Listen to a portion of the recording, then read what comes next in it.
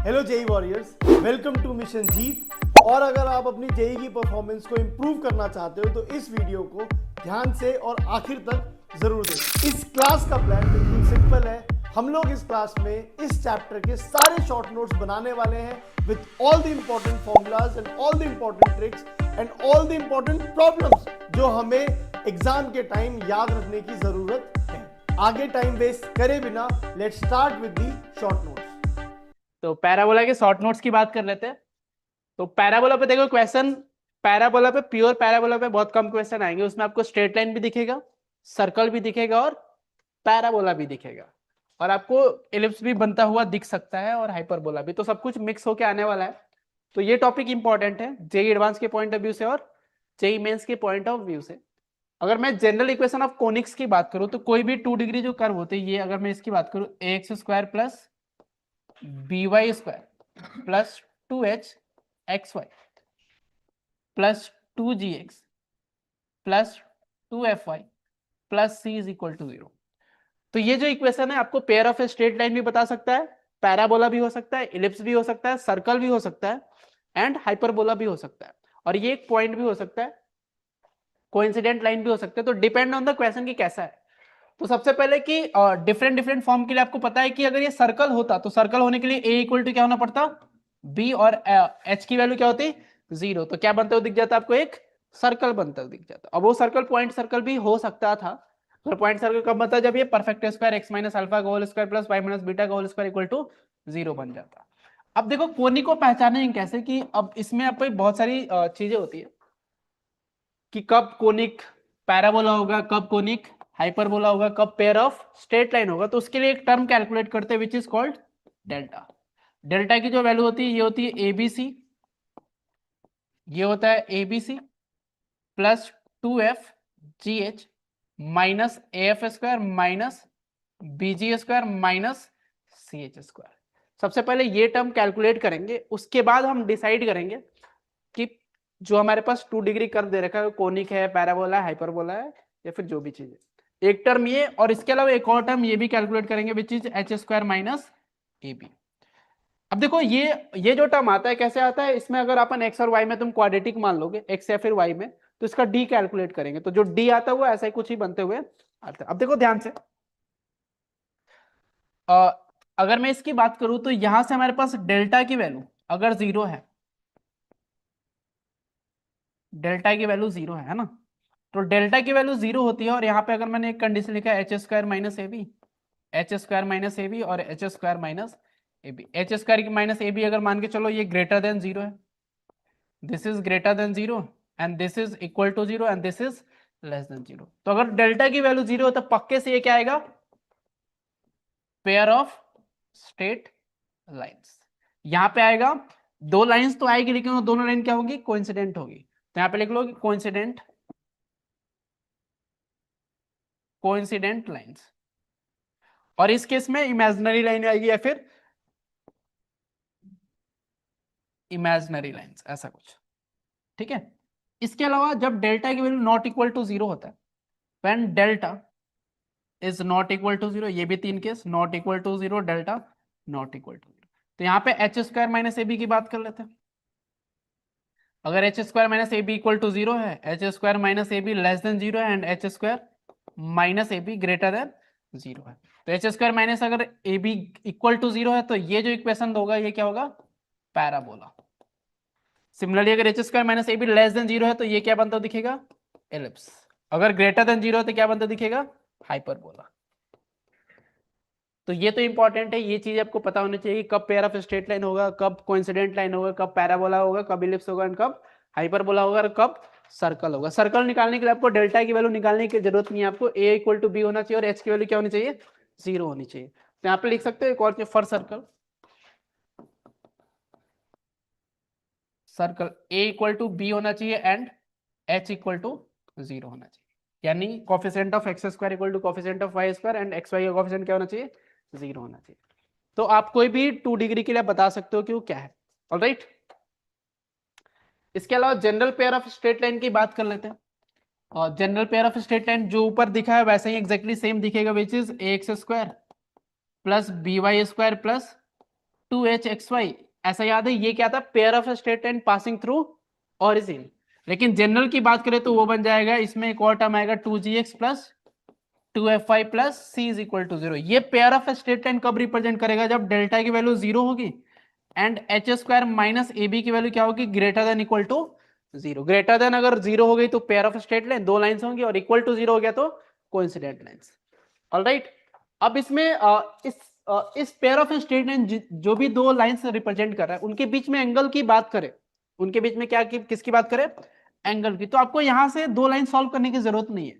आप डायरेक्ट उनके बीच का एंगल ऐसे कुछ निकाल सकते हो, tan inverse of 2 times under root of H square minus A B upon A plus B. ये फॉर्मूला सेम ही फॉर्मूला है जब अपन ने पेयर ऑफ स्ट्रेट लाइन के लिए देखा था, तो ये फॉर्मूला आप सेम यूज कर सकते हो। और अगर बिना स्ट्रेट लाइन की इक्वेशन निकाले आप इन दोनों लाइंस का पॉइंट ऑफ इंटरसेक्शन भी निकाल सकते हो।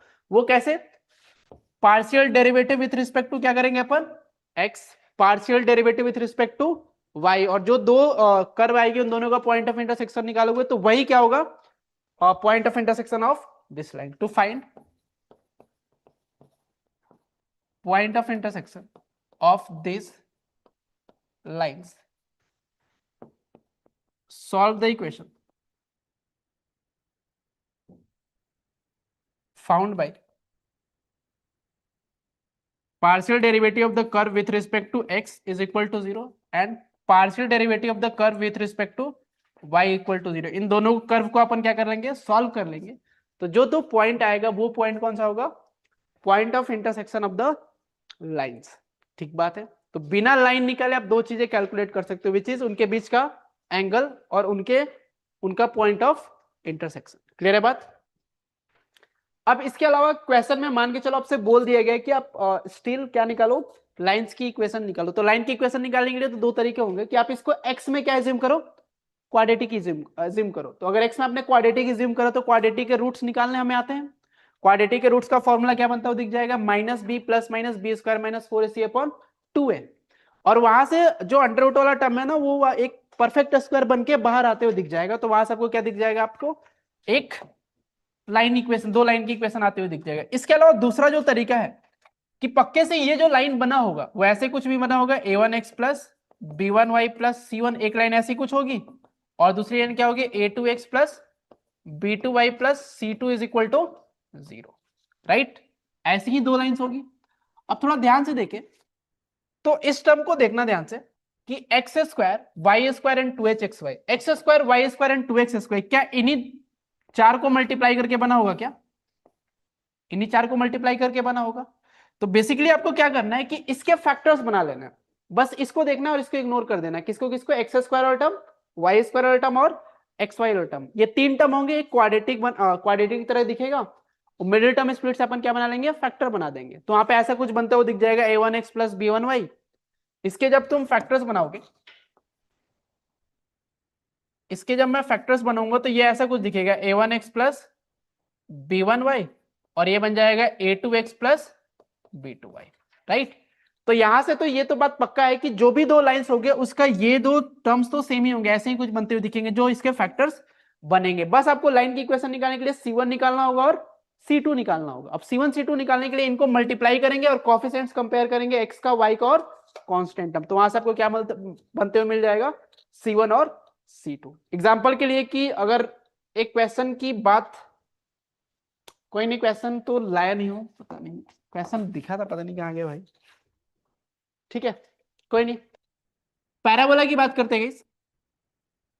पैराबोला में क्या करना है, वापस 2 डिग्री जो इक्वेशन होगी वो ऐसी कुछ दिखेगी, X square plus B Y square plus ये बन जाएगा 2h(xy) प्लस अगर मैं ऐसा लिख दूं 2gx plus 2fy plus c is equal to 0।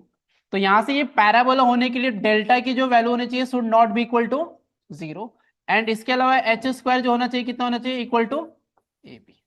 Right, तो ये दो चीजें हो गई। इसके अलावा पैराबोला का जो बेसिक डेफिनेशन होता है कि एक पॉइंट जिसको अपन बोलते हैं फोकस, अगर मैं इसको अल्फा कोमा बीटा बोल दूं, और एक लाइन होगी which is directrix lx plus my plus n is equal to 0। ऐसे पॉइंट का लोकस होता है जिसका distance from the focus which is alpha comma beta and distance from this line जिसको अपन क्या बोला डायरेक्ट्रिक्स, ये दोनों क्या होने चाहिए, इक्वल होने चाहिए। अगर मैं इसको मैथमेटिकली लिखना चाहूं तो अगर इसके कोऑर्डिनेट को x कॉमा y अज्यूम कर लो तो ये बनता हुआ दिखेगा x माइनस अल्फा का whole square plus y minus beta का whole square is equal to क्या लिखोगे, ये बन जाएगा lx plus my plus n। इस पॉइंट का डिस्टेंस इस लाइन से which is under root of L square plus M square, इसका मॉड, और ये हो जाएगा अंडर रूट ऑफ। कभी भी आपको फोकस और डायरेक्ट्रिक्स गिवन है तो आप इस फॉर्मूले से क्या निकालोगे, पैराबोला की इक्वेशन, राइट। तो ऐसे कुछ अपन पैराबोला की इक्वेशन निकाल सकते हैं। अगर इक्वेशन गिवन है तो आप पहचान सकते हो कि पैराबोला है या नहीं है। अब जनरली ऐसे क्वेश्चन कम आते हैं जिसमें शिफ्टेड फोकस होगा या फिर डायरेक्ट्रिक्स वाली बात होगी। तो अपन स्टैंडर्ड पैराबोला की बात करते हैं जिसपे सबसे ज्यादा क्वेश्चन पूछे जाते हैं। वो एक पैराबोला होता है Y square equal to 4ax। इस पैराबोला के बारे में बात कर लेते हैं अपन। तो इस पैराबोला का जो फोकस आता है,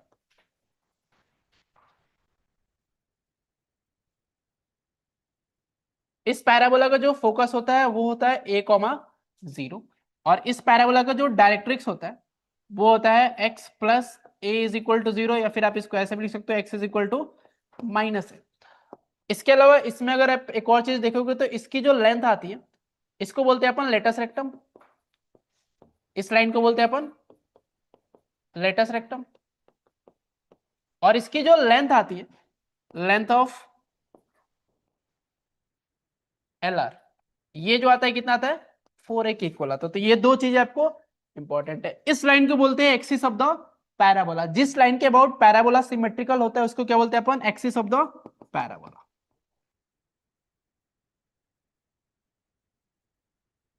या फिर ऐसा बोल सकते हो कि ऐसी लाइन जो वर्टेक्स और फोकस दोनों से पास करे उसको क्या बोलेंगे, एक्सिस ऑफ द पैराबोला। ये होता है हमारे पास वर्टेक्स और ये हो जाएगा हमारे पास focus, and this is directrix,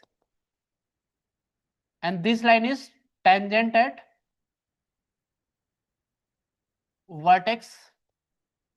तो ये सारी इंफॉर्मेशन आपको दिखनी चाहिए। ये जो कोऑर्डिनेट होते हैं ये कोऑर्डिनेट होता है a,2a and this is a,-2a, and point of latus rectum, ये हमारे पास आते हुए दिखता है। एक और लाइन, कोई भी लाइन अगर लेटस रेक्टम के पैरेलल है, any line which is parallel to latus rectum, और वो पैराबोला को दो जगह पे कट करे तो उसको अपन बोलते हैं डबल ऑर्डिनेट।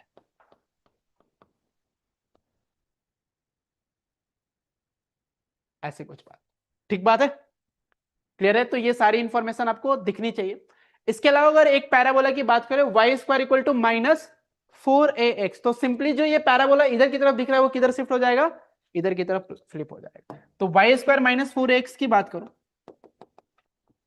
ये पैराबोला ऐसा कुछ बनता हुआ दिख जाएगा वापस। और इसमें पहले जो फोकस a,0 पे होता था अब ये कितना हो जाएगा -a,0, और डायरेक्ट्रिक्स जो पहले x इक्वल टू -a पे होता था अब ये कितना हो जाएगा x इक्वल टू a पे। बाकी ये तो ये भी क्या है टेंजेंट एट ओरिजिन। इसमें जो LR की जो इक्वेशन हो जाती है, पहले LR की इक्वेशन क्या होती थी x इक्वल टू a, इस बार LR की जो इक्वेशन हो जाएगी क्या हो जाएगी x equal to -a। LR की लेंथ क्या रहेगी, सेम ही बनती हुई दिखेगी। तो ये दो पैराबोला हो गए। इसके अलावा दो पैराबोला और होते हैं विच इज ऐसे कुछ बना सकते हैं, X square is equal to 4by, और एक हो जाएगा हमारे पास X square equal to -4by। अब ये दो पैराबोला जब आप प्लॉट करोगे तो ये ऐसा कुछ बनता हुआ दिखता है।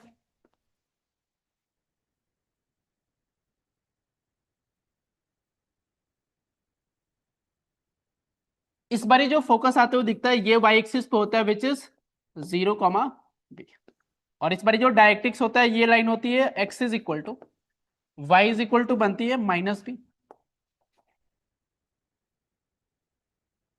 इसके लिए अगर बात करें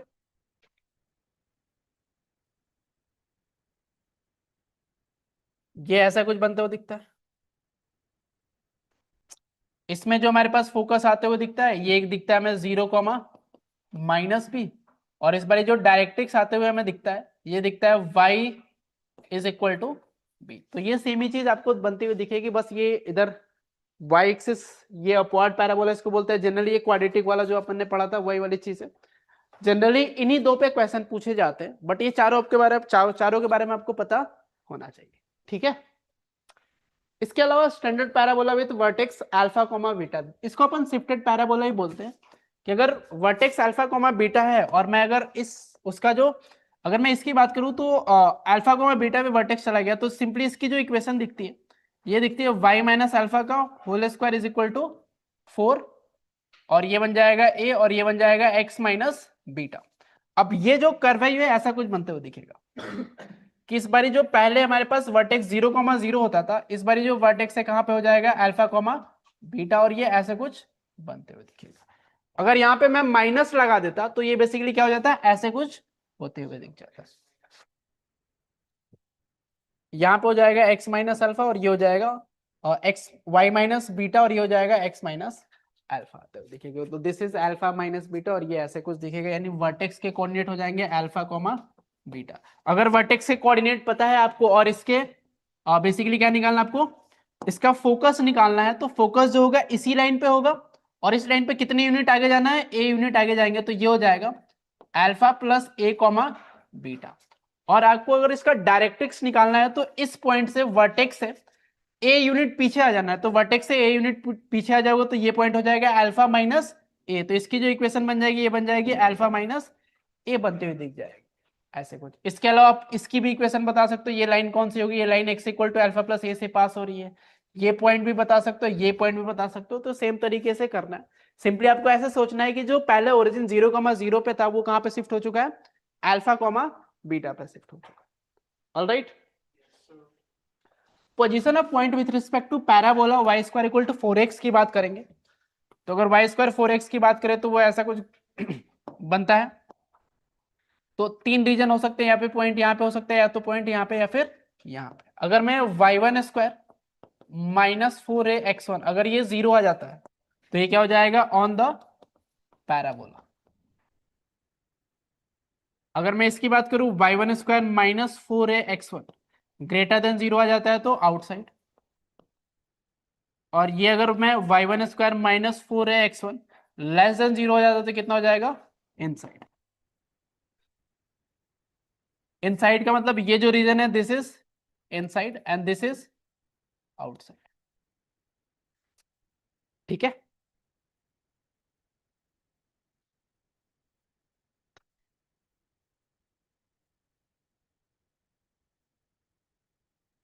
ठीक है गाइस, अब अपन टेंजेंट्स की बात कर लेते हैं कि अगर पैराबोला में टेंजेंट जो दिखेगा, यहां से थोड़ी इंपॉर्टेंट चीजें आएगी आपके पास।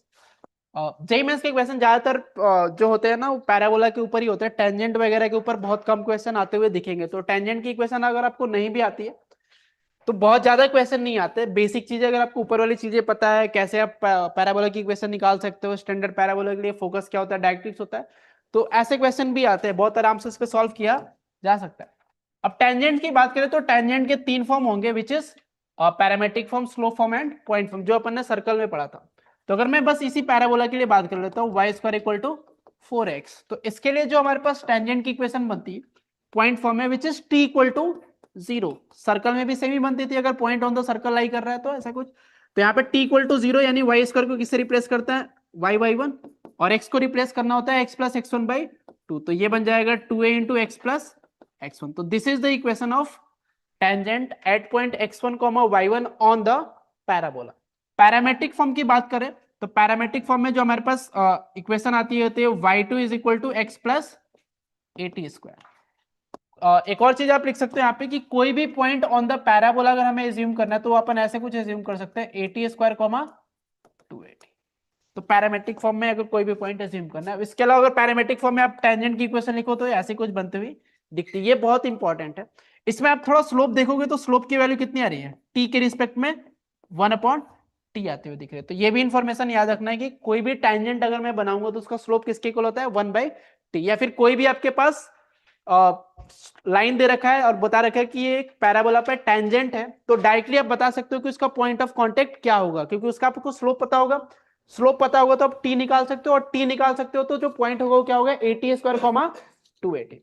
स्लोप फॉर्म की बात करें तो स्लोप फॉर्म में जो हमारे पास आती है टेंजेंट वो होती है y is equal to mx plus a upon m, तो ये ऐसा कुछ आते हुए हमें दिखता है। तो आपको एक और रिलेशन दिख गया कि अगर आप m और t में रिलेशन क्या होता है, m is equal to 1/t।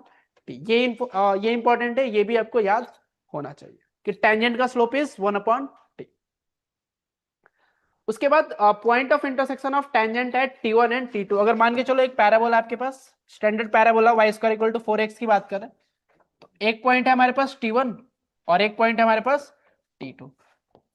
तो दोनों यहाँ पे दो टेंजेंट बनती हुई दिखेगी और इन दोनों का पॉइंट ऑफ इंटरसेक्शन जो आता है, ये आता है हमारे पास a t1 t2 comma a t1 plus t2। ऐसा कुछ पॉइंट ऑफ इंटरसेक्शन आते हुए दिखेगा। ये मैं अगर मैं लिख रहा हूं तो मतलब इसको आपको याद होना चाहिए, ये बहुत ज्यादा इंपॉर्टेंट है। इसके अलावा पॉइंट ऑफ इंटरसेक्शन आ गया और इस लाइन का जो स्लोप होता है ये हो जाएगा 1/t1 और इस लाइन का जो स्लोप होता है 1/t2, राइट। और इस लाइन की जो इक्वेशन होती है ये होती है y(t1) is equal to x plus a t1 square और इस लाइन की जो इक्वेशन हो जाएगी y(t2) is equal to x plus a t2 square. अब इसी में अगर मैं डायरेक्टर सर्कल की बात करूं तो डायरेक्टर सर्कल ऐसे पॉइंट्स का लोकस होता है जहां से अगर आप टेंजेंट्स बनाओगे तो उनके बीच का एंगल कितना होना चाहिए, 90 डिग्री। तो सिंपली अगर मैं देखूं तो मान के चलो कोई एक पॉइंट है जहां से h, k से मैं टेंजेंट बना, तो आप इसको h, k ज्यूम करोगे तो यहां से दो टेंजेंट जो बनेंगे वो 1/t1 1/t2 उनका स्लोप होगा। तो इन दोनों के स्लोप का प्रोडक्ट कितना हो जाएगा, -1 होना चाहिए। तो 1/t1 t2 कितना होना चाहिए, -1, यानी t1 t2 की वैल्यू कितनी हो जाएगी, t1 t2 will be equal to -1 और t1 t2 -1 होते ही जो ये पॉइंट हो जाएगा कितना हो जाएगा, -a। यानी जो आपके पास डायरेक्टर सर्कल की इक्वेशन आती है, डायरेक्टर सर्कल की जो इक्वेशन आती है वो आती है x is equal to -l। This is same as जो डायरेक्ट्रिक्स होता है वही क्या होता है, director circle. Directrix will be the director circle.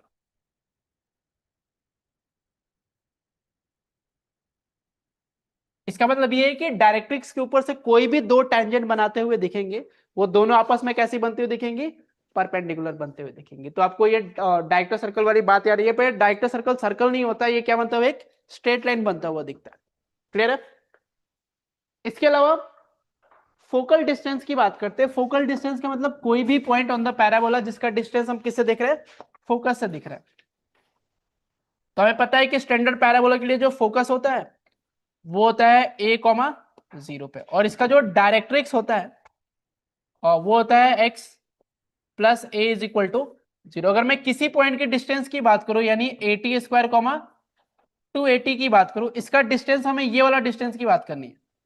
अगर मैं इसको p बोल दूं और इसको f बोल दूं तो pf डिस्टेंस बताने के लिए अब आप डेफिनेशन के यूज करोगे जो पैराबोला का होता है कि अगर ये जो डिस्टेंस है और ये जो डिस्टेंस, ये दोनों क्या होने चाहिए, सेम होने चाहिए। तो यहां से लेके यहां तक जो लेंथ है ये है a और यहां से लेके जो यहां तक लेंथ है इसका x coordinate which is at²। तो जो pf की वैल्यू आपके पास आती हुई दिखेगी which is a into 1 plus t²। ये भी फॉर्मूला आपको डायरेक्ट याद होना चाहिए। तो ऐसे कुछ बनते हुए हमें दिख जाएगा। ठीक है। तो focal distance is a into 1 plus t²। What is t is जिस पॉइंट के कोऑर्डिनेट की बात करें, फिर कोई भी पॉइंट जिसका डिस्टेंस देखना कहां से, फोकस है। नॉर्मल इन्हें पैराबोला की बात कर लेते हैं। तो नॉर्मल के लिए भी आपको पास तीन फॉर्म आएंगे which is point form, parametric form and slope form. तो सबसे पहले पॉइंट फॉर्म की बात करना है। तो पॉइंट फॉर्म में एक इक्वेशन बनती है विच अगर इसके लिए मैं बात करूं y² equal to 4x। Point form में क्या होगा कि एक पॉइंट गिवन होगा ऑन द पैराबोला और फिर आपको क्या बताना होगा, वहां पे जो नॉर्मल बनेगा। तो आपको पता है कि नॉर्मल और टेंजेंट जो होते हैं आपस में एक दूसरे क्या होते हैं, परपेंडिकुलर। तो आप सिंपली नॉर्मल के क्या निकाल लो और टेंजेंट के क्या निकाल लो, स्लोप। तो हमारे पास अगर y² इक्वल टू 4ax है तो इसको डिफरेंशिएट करने पे ये बन जाएगा y इंटू वाई डैश और ये बन जाएगा 2y into y dash is equal to यहां से जो आएगा 4 है। तो y डैश की जो वैल्यू आ रही है कितनी आ रही है, और 2a अपॉन y। तो स्लोप ऑफ टेंजेंट जो है, स्लोप ऑफ टेंजेंट आ गया 2a अपॉन y। तो स्लोप ऑफ जो नॉर्मल आ जाएगा हमारे पास ये हो जाएगा -y1 अपॉन 2a। अब अगर स्लोप आ गया, पॉइंट पता है विच इज x1, y1, तो लाइन की इक्वेशन हो जाएगी y minus y1 is equal to -y1 upon 2a is equal to बन जाएगा x माइनस x1। अब ये फॉर्म आप याद भी कर सकते हो और नहीं भी कर सकते हो। अगर याद नहीं है तो आप ऐसे कुछ डिराइव कर सकते हो। जनरली ऐसे क्वेश्चन नहीं पूछा जाता पॉइंट फॉर्म में, बट फिर भी पैरामेट्रिक फॉर्म बहुत ज्यादा इंपॉर्टेंट है। पैरामेट्रिक फॉर्म यानी कोई भी एक पैराबोला है जहां पे टी पैरामीटर है, वहां पे हमें नॉर्मल की इक्वेशन बतानी है। तो नॉर्मल की इक्वेशन आपको पता है कि जो टेंजेंट, यहाँ पे जो टेंजेंट बनता था उसका स्लोप कितना आता था, 1/t। तो यहाँ पे जो नॉर्मल बनेगा उसका स्लोप कितना आता है, -t। और एक पॉइंट भी पता है विच इज 80² 280। तो ये इक्वेशन तो आप लिख ही सकते हो। और ये इक्वेशन जो बनती है ये बनती है y plus t x is equal to 280 plus 80³। ये इंपॉर्टेंट है, ये आपको याद रखना है। इसके अलावा अगर इसी इक्वेशन में स्लोप फॉर्म की बात करें तो यहां से आपको एक और रिलेशन मिल जाएगा, t ऐसा कुछ आता दिख जाएगा, y plus t x equal to 280 plus 80³। इसके अलावा जो हमारे पास नॉर्मल फॉर्म में इक्वेशन आती है ये आती है y is equal to mx minus 2am minus am³। यहां से t और m को कंपेयर करें तो t और m में क्या रिलेशन है कि अगर मान के चलो कोई भी एक लाइन गिवन है आपके पास which is y equal to mx minus 2am minus am³, और वो बोल रहा है कि वो जो लाइन है या फिर कोई भी एक लाइन गिवन है 3x plus 2y plus something, बोल रहा है कि वो पैराबोला पे नॉर्मल है। तो पैराबोला पे नॉर्मल तो बेसिकली उसका आपको स्लोप पता है, और पूछ ले कि वो बताओ कहाँ इंटरसेक्ट कर रही है पैराबोला को, तो आप सिंपली m की वैल्यू और t में आपको एक रिलेशन मिल जाएगा तो आप t बता सकते हो। तो m और t में जो रिलेशन आता है वो आता है m is equal to -t। जैसे ऊपर अपन ने टेंजेंट के लिए क्या रिलेशन लिखा था, m is equal to 1/t, वैसे ही नॉर्मल के लिए जो रिलेशन आता है m is equal to -t। तो अगर आपको नॉर्मल स्लोप पता है नॉर्मल का तो आप डायरेक्ट पॉइंट बता सकते हो कि कहां पे वो नॉर्मल बना है। ऑलराइट, अब point of intersection of normal with parabola, कि आपको पता है कि अगर आपने यहाँ पे नॉर्मल बनाया तो पक्के से पैराबोला को वापस जाके कट करेगा। तो अगर मैं यहाँ पे नॉर्मल बना दूं, suppose this is point T, तो मान के चलो कहीं ना कहीं जाके कट कर रहा है, उस पॉइंट को मैं बोल देता हूँ टी डैश। तो टी डैश का जो टी और टी डैश में जो रिलेशन होता है तो वो होता है t dash is equal to -2/t minus t. ये भी एक इंपॉर्टेंट रिलेशन आपको याद रखना कि वापिस जो नॉर्मल जहां पे पैराबोला को कट करेगा उसका जो टी होता है वो -2/t माइनस टी बनता हुआ दिखता है। ठीक है, इसके अलावा कॉर्ड्स इन पैराबोला की बात कर लेते हैं। वापस तीन तरह के कॉर्ड की अपन बात करते थे कि अगर 2 पॉइंट पता है T1 T2, cord of contact की बात करेंगे and chord with given mid point की बात करेंगे। तो आप अगर मैं कॉर्ड ज्वाइनिंग T1 T2 की बात करें तो ये जो इक्वेशन बनती है ये बनती है y T1 plus T2 is equal to ये बन जाएगा 2x plus 2a T1 T2। ऐसे कुछ इक्वेशन आती है हमारे पास कॉर्ड ज्वाइनिंग पॉइंट T1 और T2, एक पैराबोला होगा, एक पॉइंट होगा T1 और एक पॉइंट होगा T2। इनको ज्वाइन करने वाले कॉर्ड की इक्वेशन बतानी है तो आप नॉर्मल तरीके से भी निकाल सकते हो कि एक पॉइंट AT² 2AT1 और AT2² 2AT2, तो 2 पॉइंट से पास होने वाली लाइन की इक्वेशन बतानी है। वापस पैराबोला के लिए कॉर्ड ऑफ कॉन्टेक्ट सर्कल में क्या आता था, t इक्वल टू 0, तो यहां भी क्या आता दिखेगा t is equal to 0, y², तो ये बन जाएगा y1 is equal to 2a into x plus x1।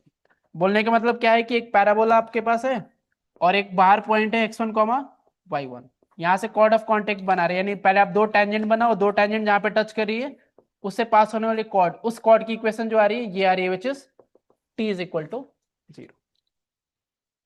Cord with given mid point की बात कर लेते हैं। Chord with given mid point की बात करेंगे तो बेसिकली आपको एक कॉर्ड होगा, उसका मिड पॉइंट पता होगा x1 y1। तो अगर इसका मिड पॉइंट पता है तो आप सिंपली इसकी इक्वेशन लिखने का तरीका क्या है, which is t equal to s1। t क्या है, जहां पे y² को y1 से रिप्लेस करोगे, x को x प्लस x1/2, और s1 क्या है कि जो कर्व की इक्वेशन है उसी में आप x1 y1 रिप्लेस कर दोगे, सिंपल सी चीज। ठीक है, इसके अलावा एक और पॉइंट है which is focal cord. Focal cord की बात कर लेते हैं। सबसे ज्यादा क्वेश्चन जो पूछे जाते हैं जेई मेंस में इस सिंगल टॉपिक पे पूछे जाते हैं which is focal cord. Focal cord का मतलब क्या है कि बेसिकली ऐसे कॉर्ड की इक्वेशन बतानी है जो कि कहां से पास कर रहे हैं, पैराबोला के फोकस से, y² इक्वल टू 4x। तो पैराबोला के अगर फोकस से पास करता है और इसका पैरामीटर t1 है और इसका पैरामीटर t2 है, तो सबसे पहले t1 t2 के बीच में जो रिलेशन होता है t1 t2 कितना आता है, -1। ये आता है कैसे, अपन इक्वेशन लिख लेंगे कैसे, कॉर्ड की जो इक्वेशन लिखा था ये लिखा था t1 plus t2 is equal to 2x plus 2a t1 t2। अगर ये t1 t2 को ज्वाइन करने वाला कॉर्ड है तो पक्के से कौन से पॉइंट से पास कर रहा है, a,0 से, क्योंकि क्वेश्चन में बोला गया है कि फोकल कॉर्ड है। तो फोकस अगर तुम सेटिस्फाई करोगे तो ये तो 0 हो जाएगा, और x की जगह 2a पुट कर दोगे तो यहां से t1 t2 की जो वैल्यू आते हुए दिखेगी -1 आते हुए हमें दिखेगी। इसके अलावा इसकी लेंथ की बात करता है कि फोकल कॉर्ड की लेंथ कितनी होगी। तो फोकल कॉर्ड की लेंथ, ये तो लेंथ आपको पता है, ये लेंथ मैंने अभी बताया कि फोकल लेंथ कितना होता है। तो फोकल लेंथ कितना होता है guys, a into 1 plus t1 का स्क्वायर, और ये लेंथ सिमिलरली कितना हो जाएगा, a इंटू 1 प्लस t2 का स्क्वायर, राइट। और t1 t2 में आपको रिलेशन पता है कि t2 is equal to -1 upon t1। तो ये लेंथ को आप ऐसे लिख सकते हो, a into 1 plus 1 upon t1 का स्क्वायर, और इन दोनों लेंथ को ऐड कर दोगे तो आपको क्या मिल जाएगी, फोकल कॉर्ड। तो फोकल कॉर्ड की जो लेंथ आती है ये हमारे पास आता है a into t1 plus 1 upon t1 का होल स्क्वायर बनता हुआ दिखता है। तो this is the length of the focal cord. ये बहुत ज्यादा इंपॉर्टेंट है। जैसे ही कोई भी लाइन फोकस से पास करती हुई दिख जाए तो आपको समझना पड़ेगा कि t1 t2 की वैल्यू कितनी होगी, -1। सबसे ज्यादा क्वेश्चन पूछे जाने वाला इसी वाले पार्ट से। तो ये बहुत ज्यादा इंपॉर्टेंट है, आपको याद होनी चाहिए कि फोकल कॉर्ड है तो पक्के से कहां से पास करेगी, फोकल कॉर्ड है तो a,0 से पास करी तो t1 t2 के बीच में रिलेशन मल्टीप्लाई करने पे -1 होना चाहिए। तो दैट्स इट, इतना ही है इसमें कि कॉर्ड है, नॉर्मल है, पैराबोला है, स्टैंडर्ड पैराबोला है, उसमें बेसिक चीजें पता होनी चाहिए। दैट्स इट, बस इतना क्लियर। बच्चों, शॉर्ट नोट्स आर डन। अगर वीडियो हेल्पफुल लगा तो लाइक जरूर कर देना, और अगर इन शॉर्ट नोट्स का एप्लीकेशन सीखना चाहते हो तो PYQ का वीडियो आपको मिल जाएगा डिस्क्रिप्शन में, उसको जरूर देखना। अगला चैप्टर हम लोग ये वाला डिस्कस करेंगे, और इसके शॉर्ट नोट्स का सेशन इस डेट पे आएगा, तो अपने कैलेंडर्स को मार्क कर लो, और अगर चैनल पे नए हो तो सब्सक्राइब करना मत भूलना। Keep pushing yourself, don't give up, and let's meet in the next class. Go for Jeet.